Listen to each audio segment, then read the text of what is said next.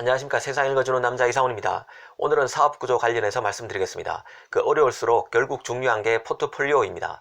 그런 맥락에서 보면 삼성은 참 뛰어난 포트폴리오를 갖고 있습니다. 애플과 비교해도 확연히 다른데요. 애플은 글로벌 시가총액 1위인 말 그대로 세계 최고의 공룡이지만 설계 디자인만 빼면 부품은 모두 외주를 줍니다. 그래서 글로벌 정보기술업계에 들이운 애플의 그림자가 길고 짙을 수밖에 없습니다. 이번 중국 바이러스 사태와 같이 이런 일이 빚어질 경우에는 모든 생산을 외부에 맡기는 애플로서는 타격이 클 수 있습니다. 이미 아이폰 9으로 불리는 아이폰 SE2의 출시 예정일이 3월에서 뒤로 밀릴 수 있다는 관측이 나오고 있습니다. 사실 삼성과 애플도 애정의 관계인데요. 스마트폰에서는 세계 1위를 놓고 경쟁하는 강력한 라이벌입니다. 하지만 삼성은 애플에 중소형 유기 발광 다이오드, OLED 패널을 납품하고 있고 메모리 칩도 공급합니다. 그래서 애플과의 관계를 설명할 때 삼성은 흔히 집신장수와 우산장수를 아들로 둔 어머니에 비유됩니다. 한쪽에 문제가 생겨도 다른 한쪽은 괜찮습니다. 가령 아이폰이 안 팔리면 메모리와 디스플레이는 실적 부진을 감수해야 하지만 스마트폰 사업은 득을 봅니다. 그래서 삼성이 애플보다 기업 가치가 더 낮다는 평가를 하는 IT 전문가들도 많습니다. 그만큼 수직 계열화를 통해서 부품을 자체 조달하고 기술을 선도할 S급 인재를 확보한 것은 강력한 경쟁력입니다. 삼성의 최고 경쟁력은 압도적인 수직 계열화에 있습니다. 전자부품 하나하나를 직접 만들고 그것도 하나하나 최고의 경쟁력을 갖고 있습니다. 스마트폰을 갖고 얘기해 보겠습니다. 삼성은 AP칩, 디스플레이, 메모리 등 거의 모든 품목을 다 만듭니다. 단 하나도 최고의 경쟁력을 갖추기 어려운데 디스플레이도 1등, 메모리도 1등, AP칩도 최상위권입니다. 타의 추종을 불허합니다. 일단 강력한 자체 공급망을 갖춘 만큼 세계 최고 수준의 부품을 쉽게 확보할 수 있습니다. 다른 외풍에 덜 취약한 구조라는 뜻입니다.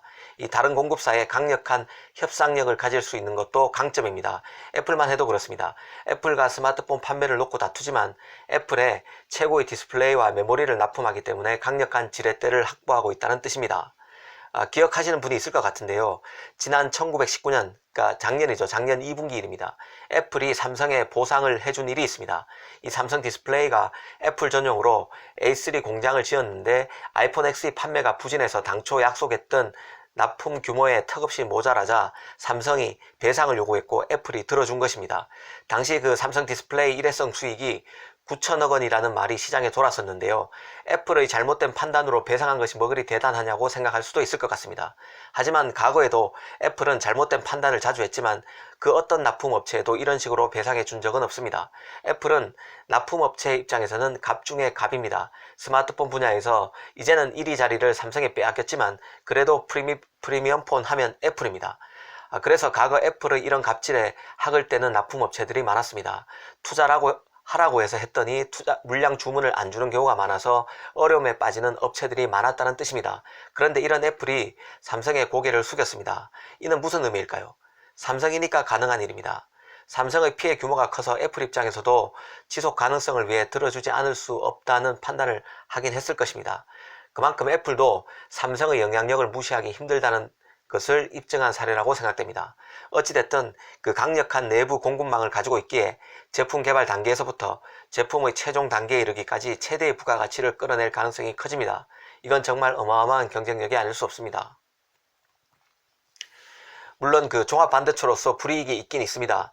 애플은 TSMC에 지난 2010년 무렵 AP칩을 맡기기 이전에는 삼성의 물량을 맡겼었습니다. 하지만 삼성이 엑시노스를 개발한 데다가 삼성에게 디스플레이 메모리에 이어서 AP까지 맡겨서는 부담이 크다는 판단으로 공급처를 TSMC로 옮겼습니다. 애플 입장에서는 과도한 삼성 우존을 우려했다는 뜻입니다.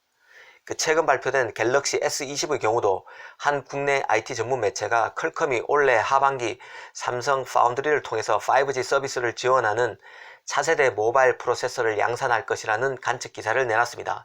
이 삼성이 S20의 내수용 폰에 엑시노스를 넣지 않은 것과 퀄컴이 올 상분기 차세대 모바일 프로세서 스냅드래곤 865 플러스를 출시하는 것을 연결지은 것입니다. 즉 삼성이 국내 폰에 엑시노스를 넣기를 포기한 결정이 삼성 파운드리가 스냅드래곤 865 플러스 수주를 위한 전략적 행보라는 해석을 내놓은 것입니다. 이 퀄컴의 스냅드래곤 시리즈를 수주하는 것이 미세 공정에서 삼성전자가 파운드리 시장 1위 업체인 대만의 TSMC를 확실히 앞지를 수 있는 기회로 보고 삼성전자 내부에서 여러 전략적 판단이 고려됐다는 것입니다. 사실 그 스냅드래곤 플러스 수준은 아직은 관측 수준일 뿐입니다. 맞을 수도 있고 틀릴 수도 있습니다. 아무튼 삼성이 이런 결정을 할 수 있는 것은 다방면으로 팔방미인이기 때문에 가능한 것입니다. 이 스마트폰에 들어가는 내장형 멀티미디어 카드를 만든다고 가정해봐도 삼성은 내부에서 다 가능합니다. 여기에는 당장 그 낸드 기술이 필요합니다. 이후 팹리스의 컨트롤러 설계와 파운드리 업체의 제조 능력이 요구됩니다. 이 과정을 거친 후에야 내장형 멀티미디어 카드가 스마트폰에 탑재될 수 있습니다. 이 메모리 회사로서의 기술, 팹리스로서의 설계, 파운드리로서의 제작, 제품 테스트, 신제품 탑재, 이런 일련의 과정은 1년 이상의 시간이 걸립니다. 당연히 각 단계마다 기술적 난제를 극복하기 위한 소통도 절대적으로 필요합니다. 그런데 삼성은 이 모든 과정을 내부에서 직접 하기 때문에 하나 정도만 직접 하고 나머지는 다른 회사에 맡기는 업체와는 큰 차이가 날 수밖에 없습니다. 시행착오가 크게 줄어들 수 있다는 뜻입니다. 이 삼성을 빼면 그 어떤 곳도 이런 능력을 갖추지는 못했습니다. 이게 바로 삼성의 힘이고 저력입니다. 이 전 세계적으로 경제가 안 좋습니다. 위기일 때 내공이 드러난다고 하는데요. 삼성이 잘 하기를 기대해 봅니다. 오늘 이 시간에는 삼성의 사업 구조에 대해서 말씀드렸습니다. 감사합니다.